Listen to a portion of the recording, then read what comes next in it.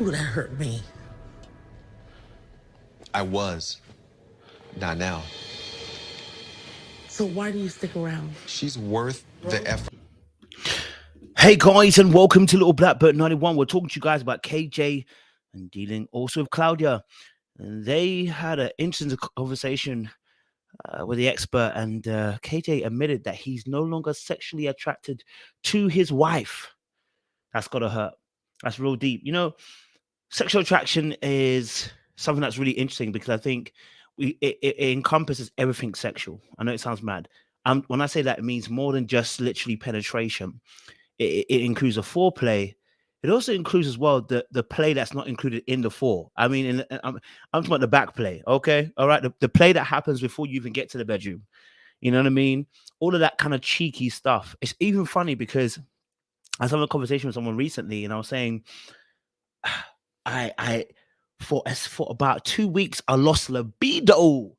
I could feel it. I didn't. There was no sexual energy on me at all.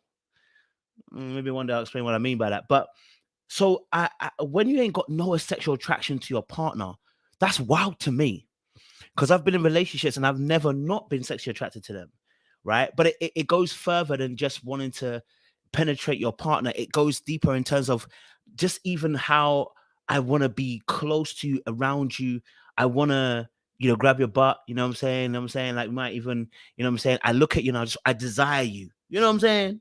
Like, all of that kind of stuff. So the fact that he says he's not sexually attracted is deep. It's deep, as deep, as deep, as deep, as deep, as deep. So we're gonna break it down. We're gonna talk about it. So if you're new to the channel, do me a massive favor: like it, share, subscribe, click on the bell button for notification of the uploads. And for those of you who are returnees, you already know what it is, baby. You got the minerals, you got the minerals. Stay hydrated. All right, cool. Let's get into the video. But before we do me a favor. There's a link in the description that is for Influence Me TV competition. I need you guys to vote for Moi. Okay, moi. Vote for me. Would love to see you guys support me in this journey. If you click on the link, you'll see what it's for. So you can vote for free. Also, if you feel led to, you can also put a paid vote in for me as well. And I'll be really, really appreciated. All right, cool. Let's get into the video. Let's talk some of this stuff around this couple. Let's go slightly back. I want you just to pay attention to this conversation that happens between these two. No problem telling me. So I'm thinking like brutal honesty is like our thing. But it doesn't necessarily mean that it works. Yeah, I see now. So the first thing before we even get to the sexual intimacy is around their brutal honesty. There's a lot of brutal honesty that goes on between the two of them. And she said, I thought that was our thing. And he said that it actually affected him. But she's like, wait, you criticized me quite a lot. So I thought that's what we do. And this is what couples do. They learn from one another. And this is why sometimes this is what we're talking about, breaking the cycle, that someone has to take the lead in saying, not me. Someone has to take the lead in the whole situation and say, I'm going to do something different. Someone has to take the lead in the situation and say, do you know what? I'm going to choose to do differently. All right? I know that we both like to do this particular action and it's not beneficial. But you know what? When you do it to me, I'm not going to do it back to you. That's called breaking the cycle. And oftentimes what we have to realize is if both parties are becoming self-aware and actually focusing on themselves as an improvement tool rather than saying, I need to change this about the person, then they can actually start to bring about a change to the relationship dynamics. And sometimes, having that conversation with your partner, it might not yield the results you want. So there may be a different way that you have to approach the situation yourself, which is really tough because sometimes we look at someone else and go, you're the problem. And sometimes they are. But sometimes we have to look at ourselves to be able to say, they may be. But if I change the way I behave, maybe I'll get the result that I actually need from the individual person. So that's also important there. All right, cool. Are you attracted to each other sexually? I want to pause it there because the question is, are you sexually attracted to each other? And she actually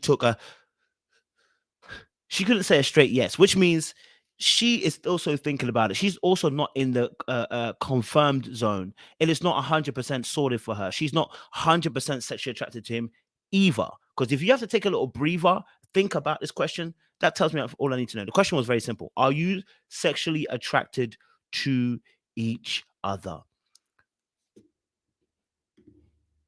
Yeah, but our sex. Yes or no? Yeah, I'm sorry. Are you attracted to her sexually? No. So she obviously took a while before she answered the question and then said yes in the end. Because she was gonna say, but our sex life is, and he was gonna say he straight and you see, did you notice who no. It was tough to say it, but he said it, and that's the beginning of actually the change that's going to happen when they can both be honest about how they really feel. He's obviously been hiding how he feels. He's obviously been keeping how he feels to himself. But if you notice, it's not helping the relationship. It's not helping the relationship grow.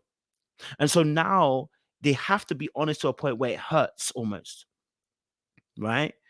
Even expert herself said she felt it hurt, but it needed to happen because without it, we can't move forward. We're always going to be guessing why you're not doing a particular action. Okay. Ooh, that hurt me. I was. Not now. So why do you stick around? She's So he said he was, he's not now. Meaning there's been a change. Something has happened, which means we need to discuss what did happen. What is the contributing factor to stopping you from now finding your wife attractive, finding your partner attractive? Something has caused you to react in the way that you have. He's now affected in such a way that he can't sexualize his wife in this way. He can't have the lust for his wife in this way. And now we can really diagnose the situation because without you saying it, she's going to be guessing, thinking, why is it not working? Why is it not happening? Why is our sex life mundane and boring? And it's because you don't fancy her in that way anymore. But but you're not being honest yourself. You're not being vulnerable and true and open and honest early enough. So this is why we're here. worth the effort, the growth. You're not physically attracted to me, and you're. So the first question that should really be coming out of her mouth is, what's happened? That's the first question that's going to be coming out your mouth. So what happened? Right? What's gone on that's made you feel this way? Why are we at a dysfunction at this moment?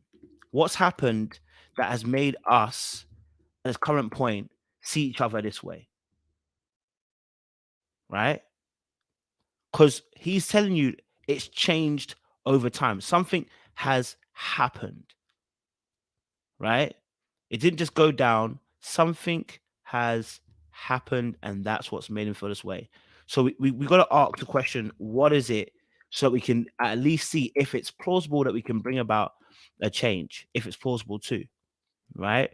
We want to look at that and see if there's a way to bring about change to the situation. Okay, let's have a look more at what they were saying. You're making complaint about me as sex, then why are we here?